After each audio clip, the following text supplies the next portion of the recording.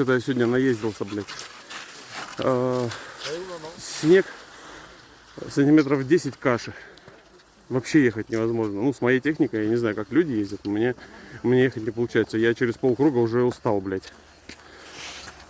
Ну, плюс дети на лыжне. То есть периодически надо ехать классикой, получается, чтобы между ними протиснуться. Ну, это ни хера не езда.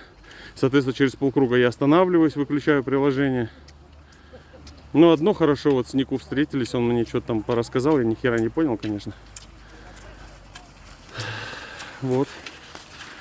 Поэтому все, фини сезон для меня в этом году. Ну, вряд ли на следующей неделе выпадет гораздо больше снега, что все кардинально изменится. Теперь только беготня. Ну и велик, если куплю. Ну и турник. Ну и купание. Але. В пизду.